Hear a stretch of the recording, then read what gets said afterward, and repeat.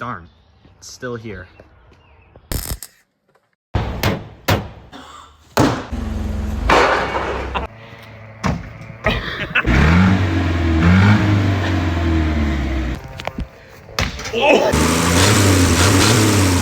Welcome back to part 3 on the Triumph Spitfire.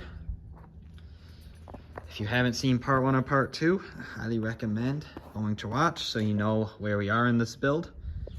Today, the goal is to get the Triumph on the trailer and back to my shop. Now that includes fixing the clutch cable and doing some wiring so I can start and kill the motor in the car. Let's get the car lifted up in the air and go from there.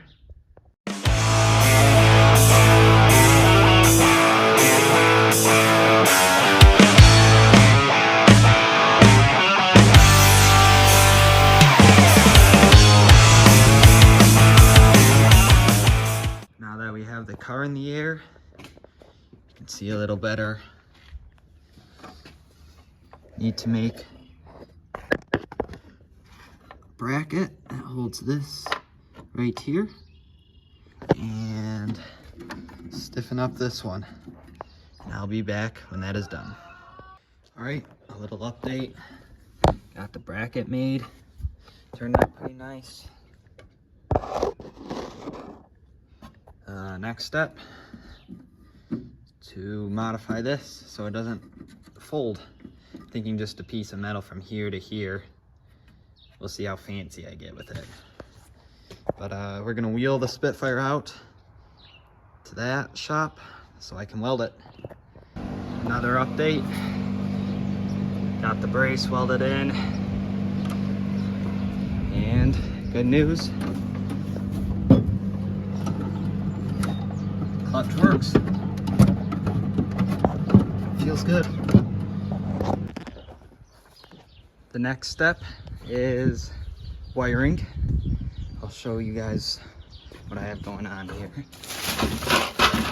I have a momentary button for the starter, and I have a toggle switch for the shutoff, which on these, it has one wire going from the fuel solenoid, and that needs to go to 12 volts, and the switch controls that, turning it on and off.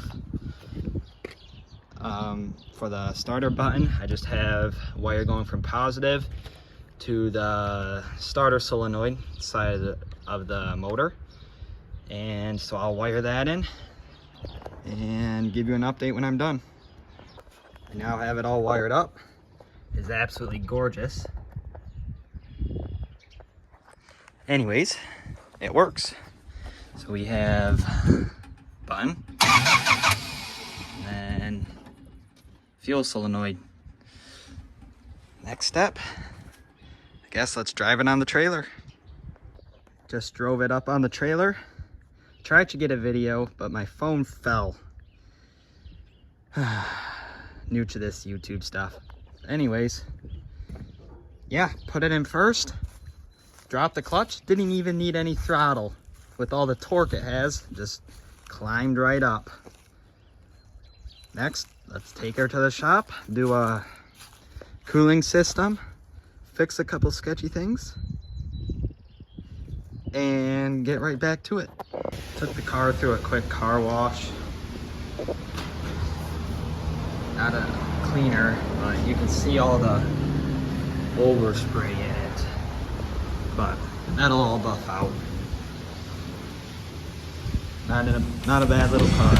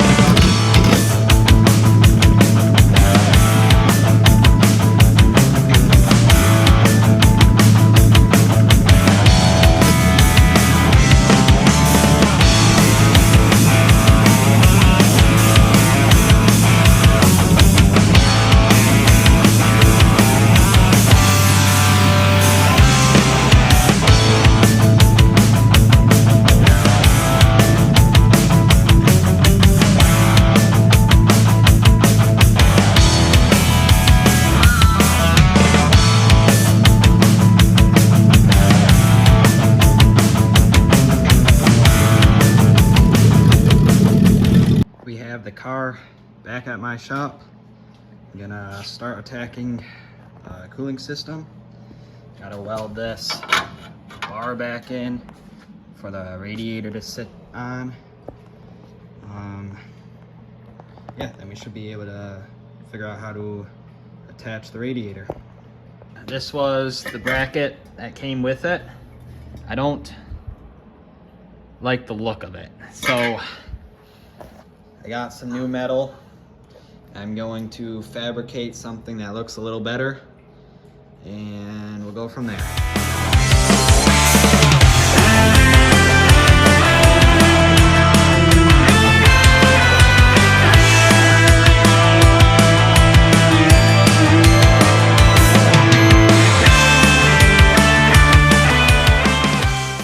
All right, it's been a little while. We have the intercooler on and the radiator on and the up pipe on. It's pretty solid. I'm pretty happy with it. Next step is the hardest part of this build, I believe, and that is turbo. I honestly don't even know where to start. I know I'm missing the pipe that goes from the manifold to the turbo.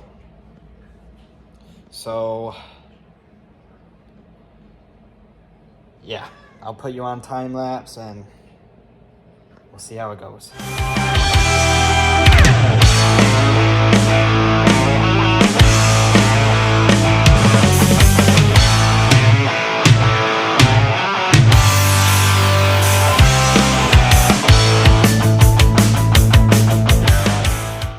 Fortunately, didn't get much progress on the turbo.